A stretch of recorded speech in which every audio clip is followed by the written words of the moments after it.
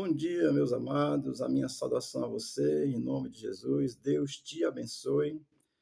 Hoje, 15 de dezembro de 2024, domingo, estamos aí na metade do último mês do ano. Estamos aqui fazendo reflexões sobre o livro de Isaías para o nosso aprendizado, para uma compreensão das Escrituras. Claro que isso aqui não esgota a Escritura jamais, mas são mensagens para nós refletirmos na palavra de Deus. O nosso texto hoje é Isaías capítulo 1, versículo 3 e 4, diz assim a palavra de Deus. O boi conhece o seu possuidor e o jumento o dono da sua manjedoura. Mas Israel não tem conhecimento. O meu povo não entende. Ai dessa nação pecaminosa, povo carregado de iniquidade, raça de malignos, filhos corruptores, abandonaram o Senhor, blasfemaram do Santo de Israel, voltaram para trás. Amém? Já iniciamos ontem, falamos do versículo 1 e 2. E hoje aqui o versículo 3 e 4 de Isaías, nós vamos aqui aprender com as Escrituras. Amém? O versículo 3 vai começar fazendo essa afirmação. O boi conhece o seu possuidor e o jumento o dono da sua manjedoura. Para nossa compreensão, assim, Isaías ele destaca com essa comparação, né, de animais, boi e jumento, a grande estupidez do povo de Judá. Quando ele faz essa comparação, olha, até o boi conhece o seu dono, o jumento sabe também onde é que ele come, onde é melhor para ele, né, e tal. Então, quando Isaías faz essa comparação, são animais irracionais, mesmo assim, conhece os seus donos. Judá, entretanto, não conhece. Porque quem é de Deus, Deus é seu dono. Você não sabia disso, não? No momento atual, ele comprou pelo sangue de Jesus, tá certo? Nesse contexto, quando Isaías faz essa comparação, eu quero refletir e pensar sobre isso mesmo. A irracionalidade, a estupidez de Israel era tão grande que Isaías vai comparar, dizer que até os animais entendem, mas Judá não entende. O versículo 3 vai continuar dizendo assim, mas Israel não tem conhecimento. Olha, não tem conhecimento.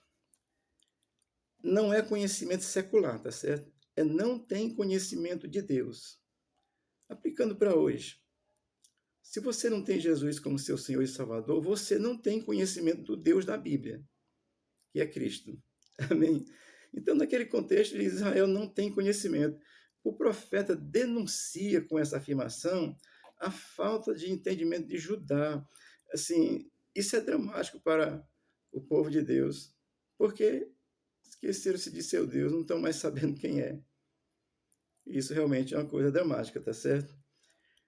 Eu vou ler aqui Mateus capítulo 22, versículo 29, quando Jesus é questionado sobre algumas coisas, né? Ele faz a seguinte afirmação em Mateus 22, 29, que diz assim, Jesus, porém, respondendo, disse-lhes, errais, não conhecendo as Escrituras, nem o poder de Deus. Amém? Olha, você precisa conhecer a Escritura para que você possa experimentar o poder de Deus. Se você não conhece a Escritura, você facilmente pode ser enganado por um demônio, que demônio também se manifesta com coisas extraordinárias, assim, no sentido, no âmbito espiritual, tá certo? E Judá aqui não tem conhecimento de Deus, abandonou Deus, voltou-se para os ídolos, tá certo? Os ídolos das nações aí. O versículo 3 vai continuar dizendo assim, o meu povo não entende, ele volta a reafirmar. Quando ele diz o meu povo não entende, o profeta deixa bem claro assim, olha, é redundante as afirmações, não tem conhecimento, não entende, ele vai afirmando. É porque o povo realmente abandonou Deus, não quer nem saber. E tem muita gente no mundo inteiro, que não tem conhecimento das Escrituras e nem procura conhecer Deus. Amém? Eu vou traçar esse paralelo, porque nós já dissemos no começo que Isaías, ele é o profeta messiânico. é o profeta do Velho Testamento que mais se aproxima da missão de Jesus, que é a missão salvadora, tá certo? Então, atualmente, muita gente diz que eu sou povo de Deus. Deixa eu explicar uma coisa. No sentido geral, porque Deus é o criador de todas as coisas, nesse sentido é povo de Deus. Mas é necessário entender, amado, que tem uma diferença. Com relação à criação, tudo é de Deus. Tudo, tudo, tudo. O mal, tudo. Porque Deus ele tem soberania sobre tudo. Tá certo? Essa questão do mal eu posso explicar depois, quando chegar lá na frente, nesse mesmo livro, tá certo? Mas, atualmente, a pessoa que não busca compreender isso é, é povo de Deus no sentido de criação geral. Mas filho de Deus, amado, é só quando nasce de novo, quando é regenerado pelo Espírito Santo de Deus. Eu não vou fazer aqui porque é muito grande, e eu já fiz. Leia João capítulo 3, leia lá, do 1 ao 16, leia o capítulo todo logo. Mas se você ler capítulo 3 de João, você vai entender isso. É isso que Jesus diz. E aí o profeta aqui está dizendo que o meu povo não entende. Ou seja, o profeta deixa assim bem claro a falta de compreensão de Deus, do seu povo, povo escolhido por Deus. E quando você se converte, foi Deus que lhe escolheu. Amém? Graças a Deus, eu louvo ao Senhor, foi Ele que me escolheu. De mim mesmo eu ia para o outro lado. Agora vamos ao versículo 4, que o versículo 4 vai fazer assim, a seguinte afirmação. Ai dessa nação pecaminosa, povo carregado de iniquidade, raça de malignos. A nação que Deus escolheu, Deus está olhando assim, vocês são pecadores. Vocês estão carregados de iniquidade. Vocês são malignos, como as víboras, né? A víbora aqui é a cobra venenosa que morde, tá certo? Então, Isaías, ele direciona isso pelo Espírito de Deus, porque o Espírito de Deus está sobre o profeta, e ele fala inspirado pelo Espírito de Deus, é a palavra de Deus por isso. E quando ele diz, ai dessa nação, a demonstração dessa afirmação é que é toda a nação, não escapa ninguém. Não tem um sequer, de acordo com essa afirmação, que Deus é Deus que fala, diz, ai dessa nação. E eu vou até incluir o reino, porque como aqui está muito direcionado para Judá, mas eu incluí o reino do norte, que com o nome de Israel, com as 10 tribos. É todo mundo, não entende. E é interessante, mas que o profeta ele denuncia três ações cruciais na vida de um cristão, na vida de um filho de Deus. No caso aqui, filho de Deus aqui no Velho Testamento, são os israelitas, povo escolhido por Deus. Olha, 3 coisas terríveis. A pecaminosidade, a iniquidade e a malignidade. Isso são 3 ações negativas que o povo de Deus, nesse contexto, estava vivendo. Isso não combina, não coaduna nada com o que Deus é, nem com o que Deus pensa, tá certo?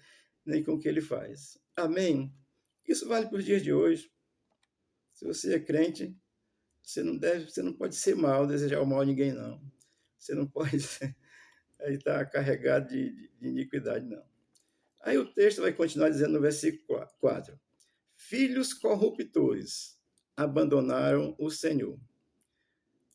Isso é muito sério, porque o que Isaías denuncia aqui é que a pessoa sem Deus, ela é corrupta. Se não é, ela pode se tornar corrupta facilmente. O profeta diz, filhos corruptores abandonaram o Senhor, porque eles abandonaram o Senhor, se tornaram corruptos. Está entendendo esse detalhe? Portanto, a pessoa sem Deus, com a verdade no coração, ele acaba, de alguma forma, se corrompendo em alguma coisa, em alguma área da vida, tá certo? Tem um ditado popular que diz que a ocasião faz o ladrão. Eu tenho pensado de outro jeito. Eu digo que a ocasião desperta o ladrão, o corrupto que já estava dentro de você. Ele não faz o ladrão naquela hora, não. Eu já tive a oportunidade de tirar coisas para mim que ninguém ia nem saber. Nunca tirei nem tirarei. Então, esse negócio está errado. A ocasião faz o ladrão, não. A ocasião revela o ladrão que você é. Amém? Honestidade é coisa de crente. É coisa dos filhos de Deus. Deus está aqui, assim, meio revoltado com o seu povo, né? corruptores abandonaram o Senhor. O versículo 4, ele vai dizer ainda assim: blasfemaram do Santo de Israel. Isaías aponta aqui um dos maiores pecados que o povo de Israel poderia cometer. É blasfemar contra o Santo de Israel, contra o Deus de Israel. No Novo Testamento tem um contexto que Jesus diz que todo pecado será perdoado. Contra o Filho de Deus, contra tudo será perdoado. Mas a blasfêmia contra o Espírito Santo não será perdoada. E o que significa isso? É não ter Jesus como Senhor e Salvador. Isso é blasfemado contra o Espírito Santo, porque a obra do Espírito é convencer o mundo do pecado, da justiça e do juízo e fazer a pessoa crer em Cristo. Capítulo 16 de João também. Então, no contexto de Israel, quando ele diz blasfemaram do Santo de Israel, o profeta está denunciando que eles se voltaram para longe de Deus. Blasfemar é não aceitar a revelação de Deus. Amém? No Novo Testamento, isso corresponde exatamente a não aceitar Cristo como Senhor e Salvador, porque o Espírito Santo veio fazer essa obra graciosa. Então, o povo de Deus aqui, no contexto, não aceitou a revelação de Deus através do profeta. Então, não aceitar a revelação de Deus é blasfemar contra Deus. No Novo Testamento, não aceitar Jesus como a verdade é blasfemar contra Deus. E aí o texto vai terminar dizendo assim: voltaram para trás. Voltaram só pode ser para trás, né? Mas a palavra de Deus é para dar a entender assim que voltaram e não quiseram nem saber, tá certo? Então, Isaías ele vai denunciar aqui o abandono a Deus. Amém? Vai denunciar aqui o abandono a Deus. Todas essas condições de pecado da nação de Judá, elas vão corroborar para os pecados nos dias de hoje, com relação a Cristo atualmente. Amém? Esse paralelo que há realmente entre Isaías, o livro de Isaías e o Novo Testamento.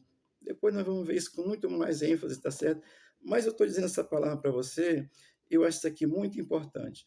Blasfemaram do Santo de Israel, ou seja, não aceitaram a revelação de Deus. Nos dias atuais, não aceitar a revelação de Deus, que é Cristo que veio ao mundo, é blasfemar contra o Espírito Santo. Pode até curar, expulsar demônio, mas naquele dia o Senhor vai dizer, não te conheço não. Amém? Mas vamos aqui, eu quero concluir essa breve reflexão lendo Mateus capítulo 12, versículo 31 e 32. Diz assim: portanto eu lhes digo, todo pecado e blasfêmia serão perdoados aos homens, mas a blasfêmia contra o Espírito não será perdoada. Todo aquele que disser uma palavra contra o Filho do Homem será perdoado, mas quem falar contra o Espírito Santo não será perdoado, nem no presente, nem no futuro. Cristo deixa aqui bem claro, olha, pode dizer o que quiserem comigo, vai ter perdão para vocês. Agora, se vocês blasfemarem do Espírito Santo, e aí vai aqui essa explicação, amados. Tem gente que confunde as coisas. Blasfemar contra o Espírito Santo é negar a Jesus como Senhor e Salvador. Não aceitar a revelação de Deus em Cristo. É a mesma coisa no Velho Testamento, quando aconteceu lá. Eles não aceitaram a revelação de Deus através do profeta. Isso é blasfemar contra Deus, porque é o Espírito de Deus que revela as coisas de Deus. Amém? Deus te abençoe. É aqui uma breve reflexão. Amanhã vamos continuar. Versículo 5 e 6. Vamos estar aí falando a respeito do profeta Isaías para o nosso crescimento, para o nosso aprendizado. O Senhor te abençoe. O Senhor abençoe a tua casa e a tua vida. E te dê aí um dia bem gracioso, em nome de Jesus. Amém.